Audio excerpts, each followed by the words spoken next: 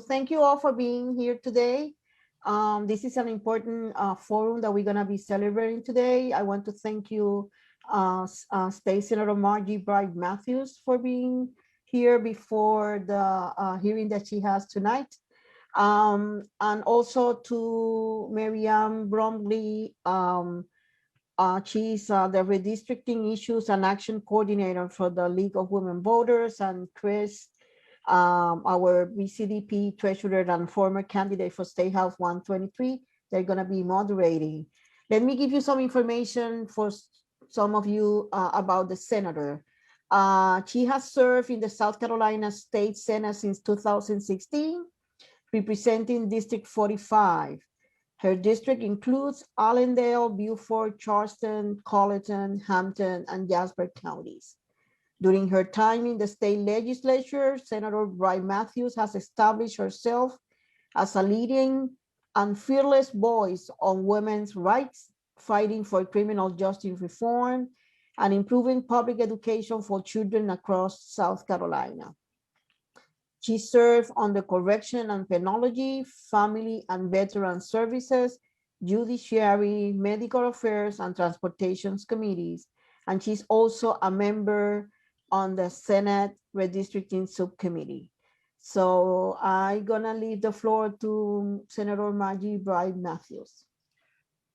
I don't like tooting my own horn, Myra, but I've got to tell you something, because in the rest of you, something that I just got appointed to serve as a commissioner on the Port Oversight Commission. Good.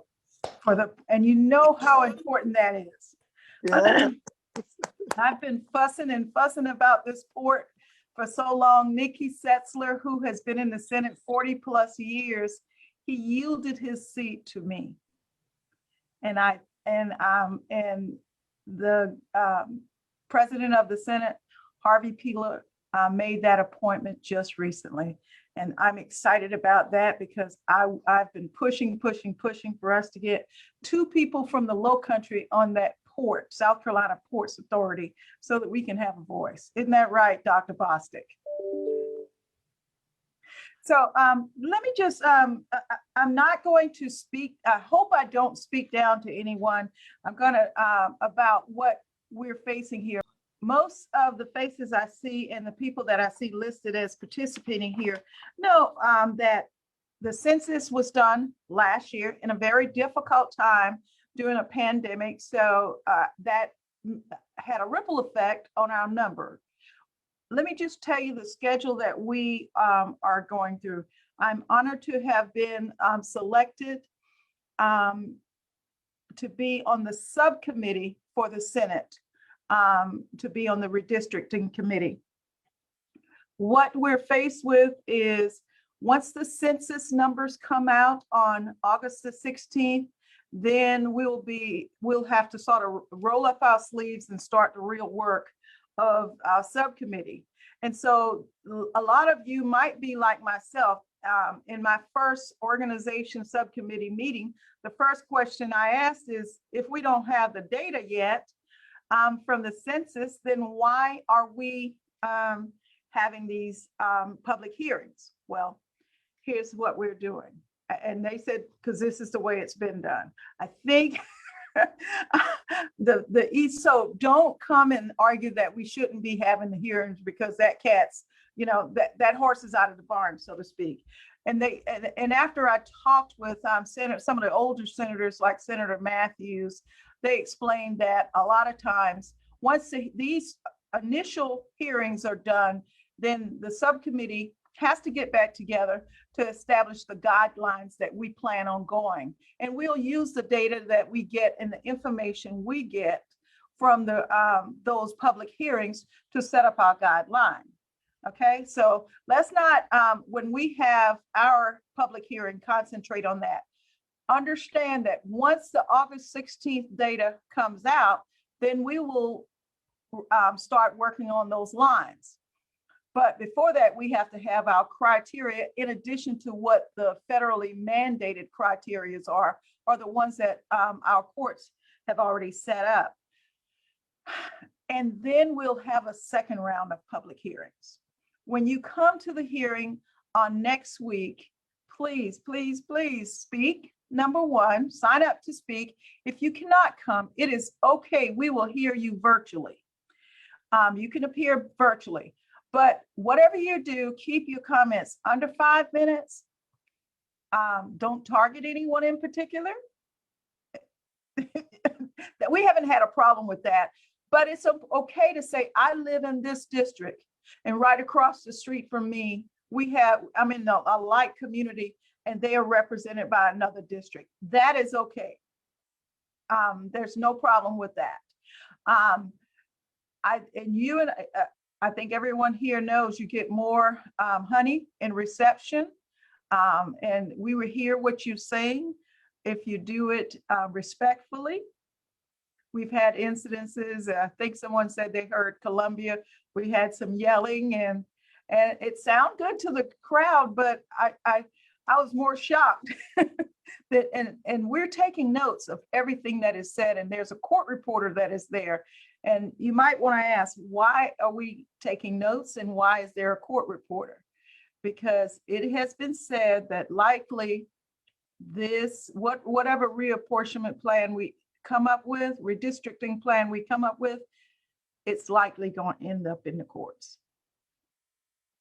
If you go by North Carolina and other places. So we're taking notes because, they can subpoena our emails, they can subpoena our notes. I'm taking copious notes of everybody that speaks.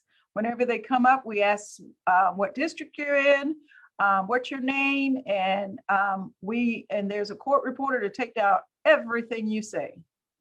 And the reason why is because we have found, both Democrats and Republicans, even though this is not technically supposed to be partisan, case law says that if you don't create a record, you do not have anything to challenge.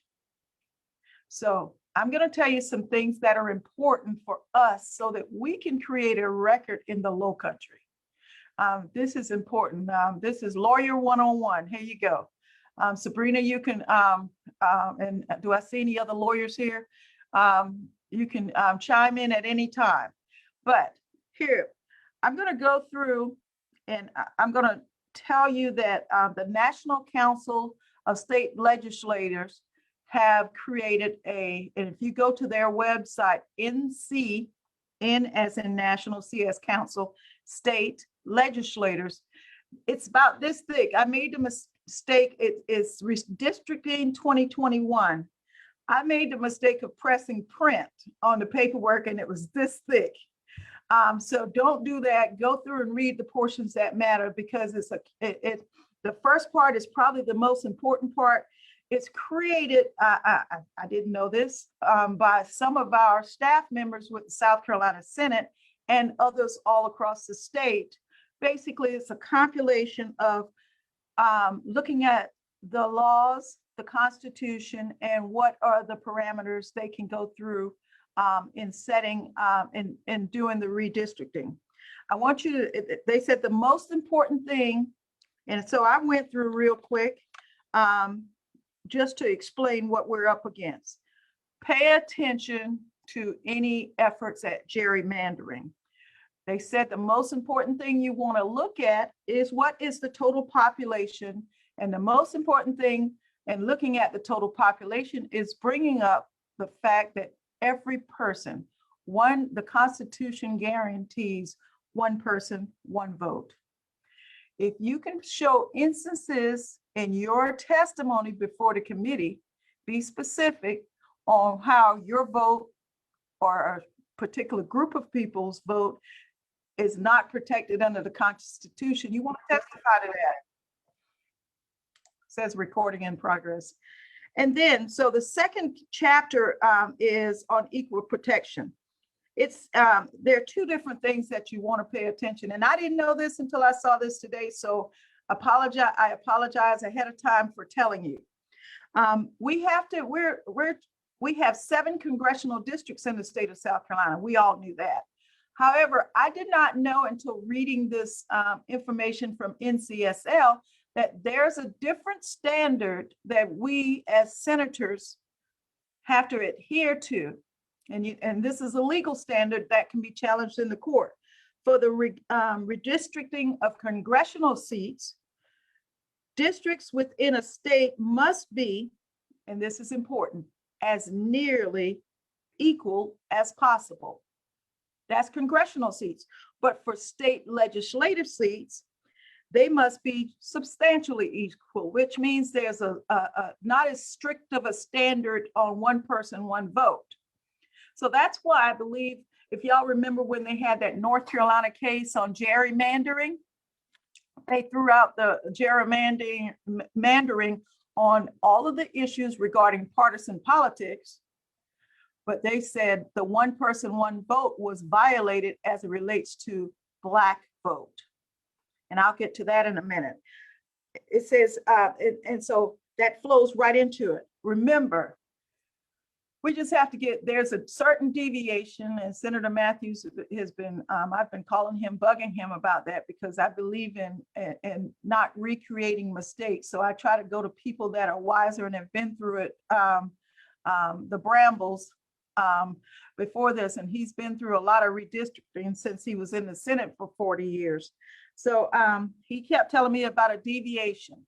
And so I'll work on that. And I think the substantially equal versus as equal as possible equation, I think that's what he was talking about.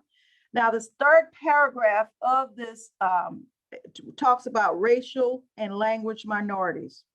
Our courts have said, and this is important, our courts have said that creating a districting plan to limit the right to vote to any racial, ethnicity, or minority group is both unconstitutional and is prohibited by the Voting Rights Act. And now this chapter is labeled language minorities. Remember that. I know that we have quite a bit of Latino, and there are other language minorities. We had Chinese, we had different people that talk. You cannot prohibit, we have different sects, Indians. If we have any of those in our area, and I know we do, we have lots, we need to make sure that they come up and tell us about their differences so that we can keep those communities together. That is something that can be challenged. Okay, Voting Rights Act, remember, one person, one vote, and racial and language minorities. The two principles, the fundamental principles of equal protection under the 14th Amendment and race and language standards. If you testify to that, be specific, because you may be called back again, because that's the hot button issue. Just saying, oh, I don't like the fact that I'm represented by this person and these people down the street are represented by that person, that's not sufficient. It's more important for you to talk about the access to voting and the access to having one person, one vote, and how important it is to be grouped into a contiguous group, or either that that we as a Senate, that we look at the main principles that the state of South Carolina looked at the last time. And it's in that handout there through NCSL, but listen, it was set out by the committee previously that we need to look at contiguity.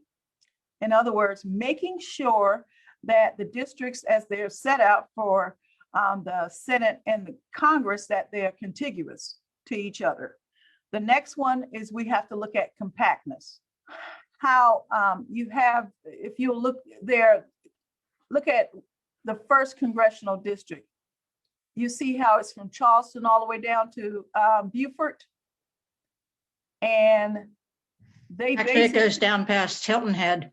Yeah, and if you'll notice, they jutted into Berkeley to grab, it looks like, to grab some of those what you would consider to be partisan votes. okay? And if you notice, I'm not saying what party, but it goes up into Berkeley. And likewise, and that's some of the complaints we've been hearing. And likewise, for the 6th Congressional District, you have the 6th Congressional District jutting through Calhoun and up into Richland and a little part of Lexington. And likewise, you have Lexington jutting into the top of Richland. So that can be argued that yes, it's contiguous, but it's basically not compact, and it's not the same communities of interest. Okay, so that's one of the other things. A lot of people have come to our meetings, and they've talked about the fact that they want to have redistricting commissions. I can tell you now, a lot of us probably agree to that, but we can probably, at this point, the state of South Carolina only has the committee process that we have. That's something that we can get to in the future. If you want to mention about the fact that some states have redistricting commissions and urge us to, in the next legislative session, try to pursue this so that it can be in place for the next redistricting, that's something that can be done. But don't try to waste too much of your time in putting forth important issues or important examples of why we need to proceed with redistricting commissions when that's really not before us, okay? And I think that's it. I want to draw your attention to, I'm sure the League of Women, is anyone on from the League of Women Voters? Yeah, there's a couple of us. Great, great, great. They have done a phenomenal job in all of these, and I hope they're going to testify. You have some folks that are going to testify before us? Yes. Great. They've done the League of Women Voters has done a phenomenal job. They overturned some maps in Pennsylvania due to gerrymandering, and that being said, I think everybody there understands the power and the fact that they're well informed and basically know what to argue. It does not help to argue because our Supreme Court in 2019 in the Ruscio versus Common Cause case, as well as that North Carolina case, they basically said that they were not going to get into Republican versus Democrat or independents or whatever, but they had to stick with the Constitution as it relates to racial and ethnicity and how did I say that earlier? Language minorities. That was the first time I've ever heard language minorities, but that is important.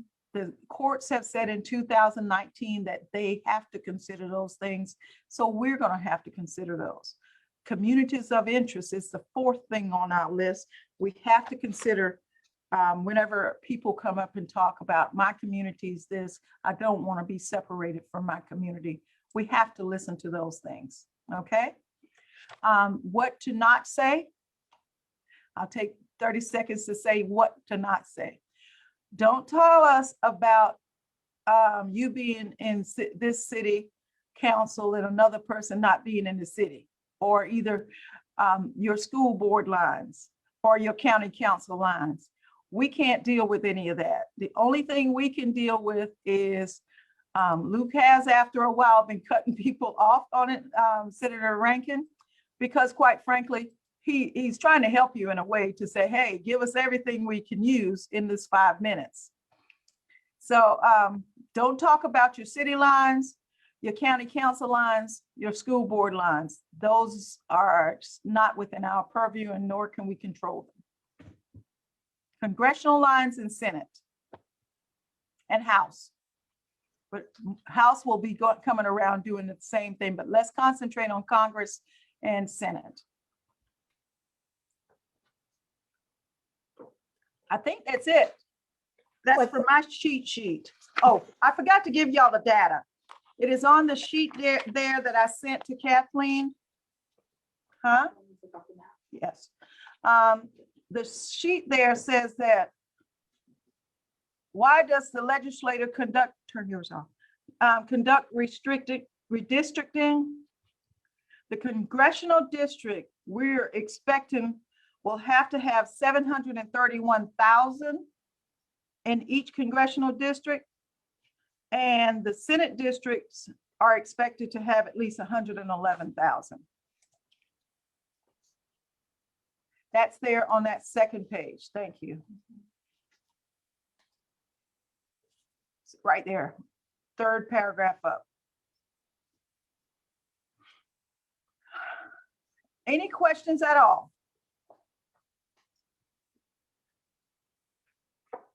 I see a hand there.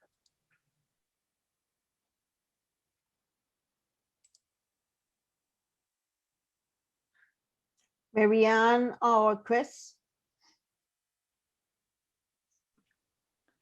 Yes, thank you, Senator. So you're saying that after, I just want to make sure I understand that after the initial set of hearings and the criteria are developed and you plug in the numbers, that you expect that there will be a second set of hearings to talk specifically about the proposed maps? Yes, we met Monday or Tuesday before last, before we started these hearings. On the 20th of July, we met and we set out that schedule. And we specifically, not that we might have public hearings, the committee has determined that we will have public hearings. Excellent. That's Now, are those public hearings going to happen after the redistricting subcommittee meets and before the maps go to the full House and Senate? Yes, I think now, the way they have told us is that in our meeting, we said that on the 16th, the census data will be given to our staff at the Senate. Then we will convene and then we will have hearings again. And then before it goes to the full committee, full Judiciary Committee, because it goes from subcommittee to Judiciary and then to full. Uh-huh. Okay. Once this series of public hearings is over and you're going to develop the criteria or finish Yes. developing the criteria because you already have some that you're required to do. Right. Do we get another bite at that apple at all, or that's I it? think No, that's it. I think that's developed by the committee. And then here's the problem. And throughout all the data and all the case law I've read, even though we have the criteria, and if you went into that NCSL report, it's no way to get all of them. You basically have to prioritize them, like communities of interest or Sure. racial. And so that's where you get into, I believe, what Senator Matthews and some of the older senators were talking about, looking at the map as a whole for South Carolina Okay. and what deviates and what doesn't. Another question, and I hope people are putting their questions into the chat box, but in the meantime, Chris and I will keep going. I happen to see a copy of the House of Representatives Judiciary Committee Election Laws Subcommittee Guidelines and Criteria for Redistricting from 2011.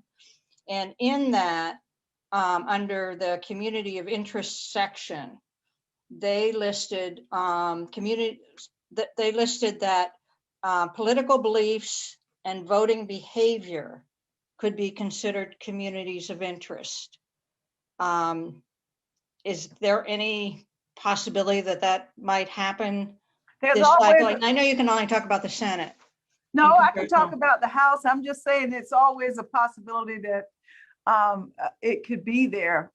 Probability, considering that Ruscio case, you never know.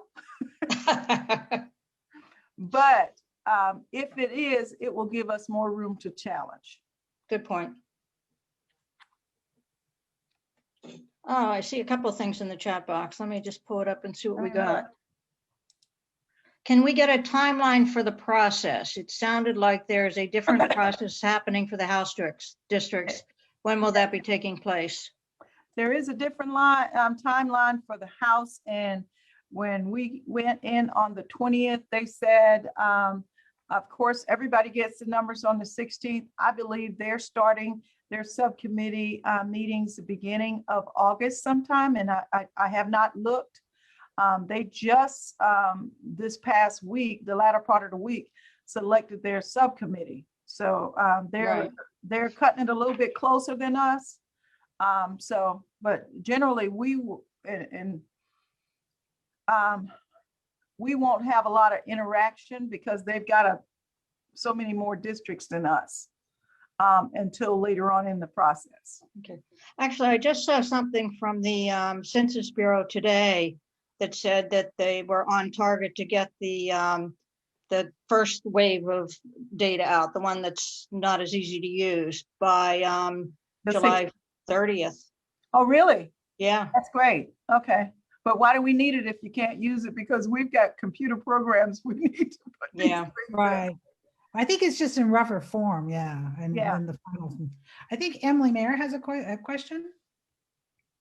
Yeah, I was just wondering, sorry, with the filing dates for the state being set in March, when could we expect to see a proposed map? Understanding that there will probably be some legal delays along the process, but just for people who might be interested in filing to know if they're still within their district or not. Emily, in the Senate, in our sine die portion, we plan on having a proposal sometime in September. That was what was said. Sometimes we find more problems, and that will depend a lot, I think, on scheduling of the public hearing, the second round of public hearings. So. Okay, Michael Schwartz put a question in the chat. If a person cannot attend a hearing, what is the best email address to send comments? No, I would not suggest sending comments. I would suggest, and I should have said this earlier, if you're in person at the hearing and you have your comments written down, there's a court reporter there, I've said that, but a lot of people have handed in their written comments. That has been helpful to me and a lot of the other members of the committee. If Michael is interested in being heard by the committee, there's a request through Senate Judiciary through Michelle McGee, who is our admin, where he can sign up to be heard by Zoom. And I remember when we did the first hearings a couple of nights ago in Columbia, we must have had about 15 people, at least 10. A couple of them dropped off at the end because Senator Rankin said, hey, it's okay to say ditto if the person before you said the same thing.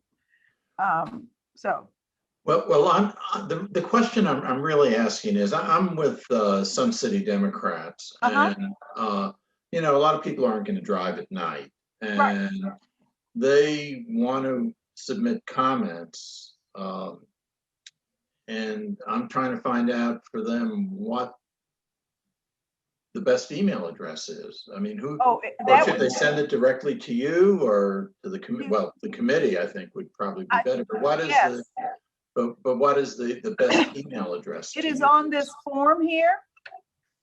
It's redistricting.southcarolinasenate.gov.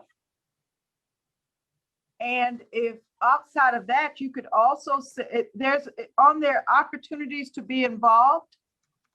It says here, if you cannot attend a public hearing or prefer to submit your recommendations in writing, send them to redistricting@scsenate.gov, or either you can mail it to P.O. Box 142, Columbia. Okay, that's great. Thank you. You're quite welcome. And so, Senator, in Beaufort County, we have many split precincts. In fact, we have one precinct that I think is shared by yourself, by Senator Davis and Senator Campson. To me, that is diluting the strength of that precinct. Would that be an appropriate thing to address during the hearing? Yes, we've been pushing, and a community of interest is a county. Okay. There's nothing wrong with saying the county, Okay. or nothing wrong with saying, you know, we believe that these group of people need to, like, we need to make sure that we keep Frogmore and this area, I'm just saying that area, Sun City together. There's that is a community of interest. A county can be considered a community of interest, and keeping it compact is another issue also. Okay. We know that, you know, it looks like from the initial numbers that Senator Davis will have to shrink his district a little bit, and Senator Campson will have to shrink his district a little bit to get within that 5%, I believe, that the committee is allowing. So is that appropriate to discuss at this time, or should we wait until? You can make recommendations regarding, or suggestions regarding it at this time. Okay. Nothing wrong with it. Okay.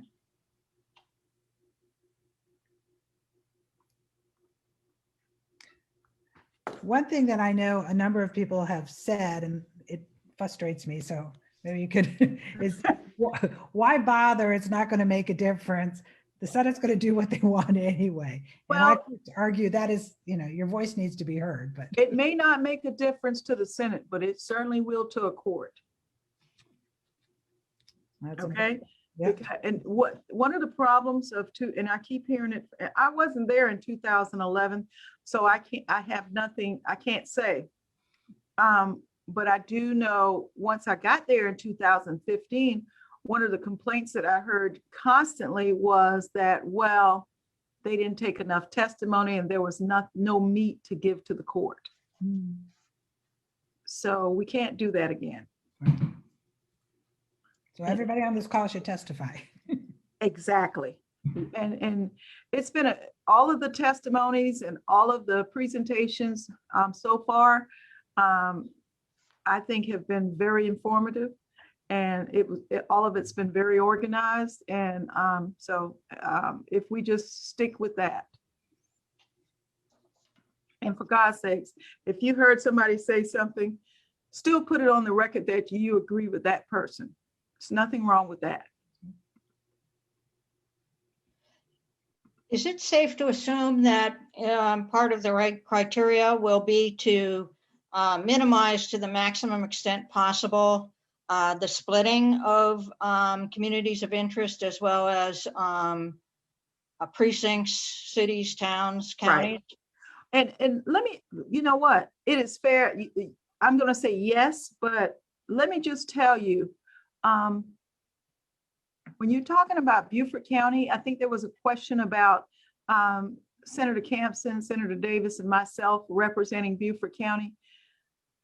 You want to bring up tourism, the type of industry we have. You want to bring up the Sun City effect, and you want to bring up, for God's sakes, the port issue and the fact that we have, it is one of the issues that I thought about before.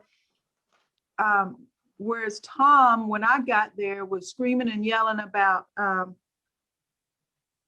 port, and Chip also represented Beaufort County. He agreed with us, but he couldn't say but so much, because so much of his district was where? In Charleston. Yeah. And we were competing directly with them. Mm-hmm. So that's a community of interest argument. The other one, of course, is the industry versus like in the like in Charleston, where they also have a tourism industry, but they also have a manufacturing industry also that is different from ours. So those are some arguments that I think are very important. The Sun City effect of the 55 and older, that's something that can be brought up.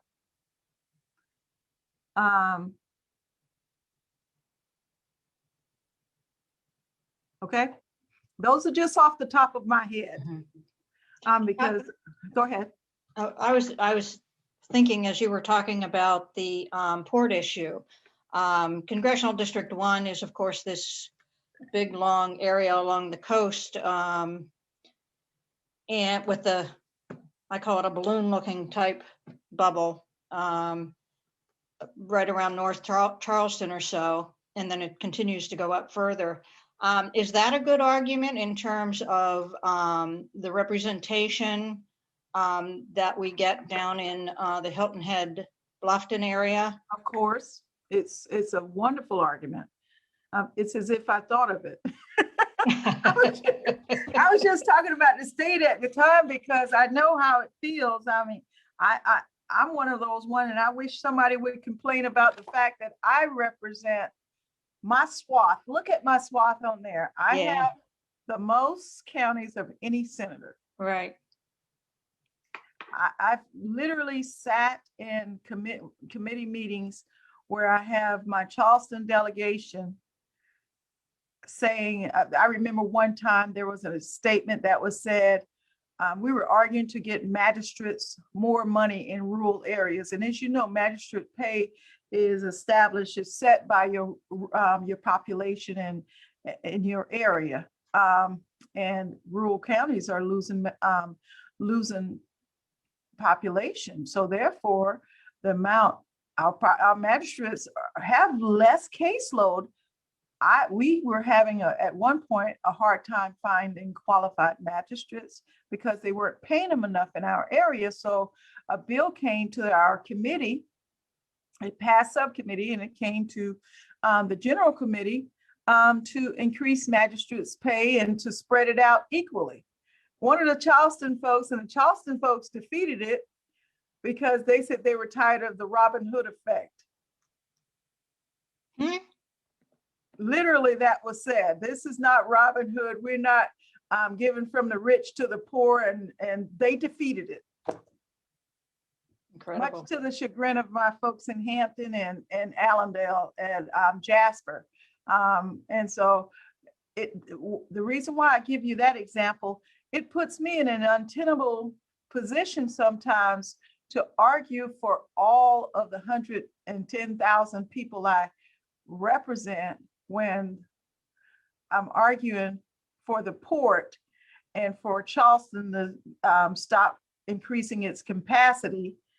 And I'm also in one breath also arguing for Act 388 to be changed so that low-income schools would get more money and there would be parity there. It's hard when I have to then fight against the constituents that I also represent. So how do you pair the needs of Jasper, Allendale, Hampton, and Colleton with the needs of Charleston? But I represent close to 20,000 people in Charleston. Wow. I guess that group is also not in favor of progressive taxes any longer. I don't know. They stopped inviting me to the school board legislative roundup regarding the taxing problems they were having with the school board and making sure that they get more money. And I'm like, have y'all seen the schools in Allendale County? And they kicked me out. Well, the other interesting piece is that it's the wealthier communities that also argue that teacher salaries need to be higher than in the poorer and more rural communities because the cost of living is so much higher. So it's sort of, they want their cake and eat it too. Welcome to my world. But I say all of that to say, don't think that just because I am your senator and I'm sitting on that panel and I'm delighted to be there. It was an honor to be selected on the redistricting subcommittee. Don't feel that you should not bring up the fact that it makes no sense that I have to make decisions like that, because I'm there to represent you. I think when we get what's best for the Low Country as a group, South Carolina benefits. Okay, so you're not stepping on my feet. I love all of y'all. You're not stepping on my feet, and you won't step on Chip Campson's or Tom Davis's feet when you give the suggestions of what you think, because quite frankly, sometimes we don't think of these things. Do you think is it conceivable that the House and the Senate will come up with different congressional maps and then you have to go hash it out? Anything's conceivable for that. I know 10 years ago there, when South Carolina got a seventh member of Congress, there was some debate whether it should be in the northern part of the coast or the southern part of the coast. And so we have, we've reached out to the House, at least I have, and some of the members of my caucus have, but they're still getting organized. So anything's conceivable. Any other questions? The people that are going to the hearing on Wednesday in person, they should be at a certain hour there, or We've been starting promptly at 6:30. So you need to sign up, and I believe she picks up the pad at least 10 minutes before. So if you plan on speaking, you should probably get there at 6 and make sure your name is signed in. Okay. And in the past, someone was telling me, like this is specified to be in Beaufort for most of my counties. Some of the counties have grouped together and said, hey, let's speak all in one order, which that if you want to do that, that is fine. It's conceivable that if you come at a different time and you want to talk separately, you can do that. We have some people, because when the Charleston hearing, which I guess is about a week later, also says that they'll be addressing Beaufort as well, which I assume that because of Senator Campson's. Right. And you share. I think that's on the 9th. The 9th. I think it's a couple days later. Yeah. So I know we have some people who want to talk about Beaufort at the Charleston hearing. So that's okay. Of course. Okay. And they're mostly Beaufort people on here. It goes without saying that Beaufort has segments that aren't necessarily in the same community. Right. Yeah. Talk about that too. Okay. That's important. I see some of you nodding and some smiling. What's good for Northern Beaufort may not be necessarily good for the Fripp Island area, Hilton Head, or Ladies Island. So those need to be talked about, or Sheldon.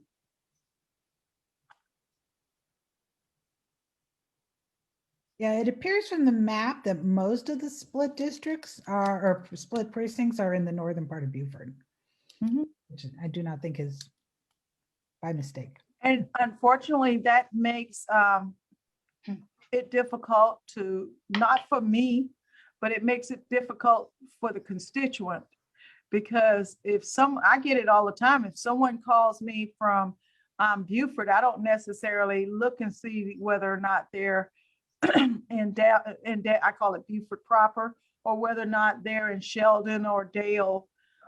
I just try to take care of them as much as possible. Because, but that's not always the way it is. Same way in Colleton County. Colleton, as small as it is, I see we've got a few people on here from Colleton. As small as Colleton is, we have 37,000 people. 4 senators represent Colleton County. Tell me that makes sense. 4 senators. Okay, so in turn, as a legislator, if someone calls me from Colleton County, they may be from Cottageville, or they may be from Smokes or Arlington. I don't represent those areas.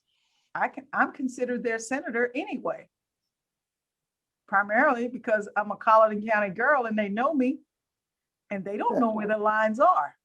Mhm. That's right. So I'm there for them. So, but they need one voice. It makes us all stronger. If all of Colleton has one voice, makes us all stronger. If we don't dilute the representation or the voice of Beaufort County by having all of these senators.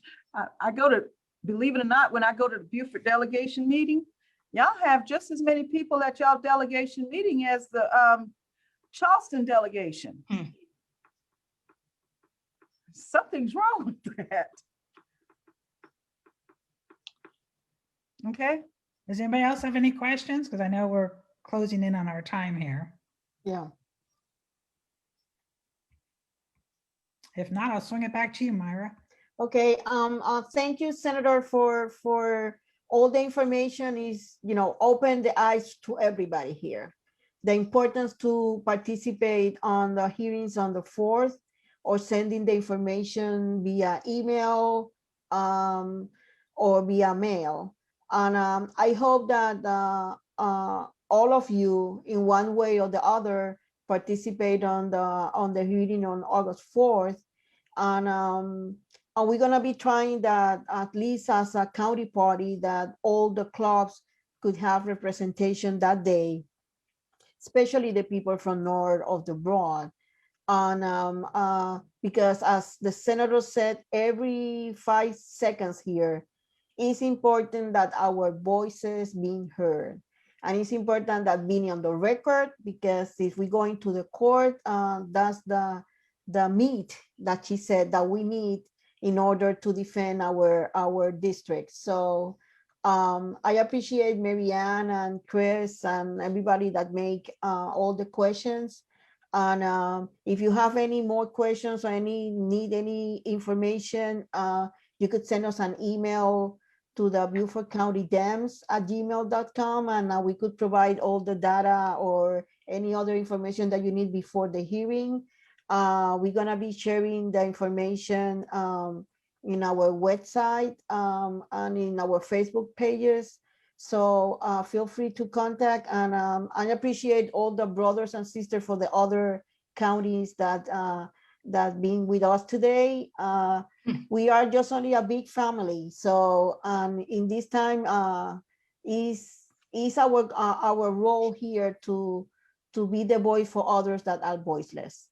And so thank you, Senator, and we really appreciate it that you took time today, even though that you have a hearing in a couple of minutes, to explain to us and to encourage everybody to be on the hearings on the 4th. So thank you from the bottom of my heart. Thank you. And I really appreciate the opportunity to do this. And thank y'all for sitting in and willing to step forward and reaching out to your brothers and sisters in the Low Country to get them involved. That's important. Thank you. Well, thank you all, and hopefully see you all on the 4th.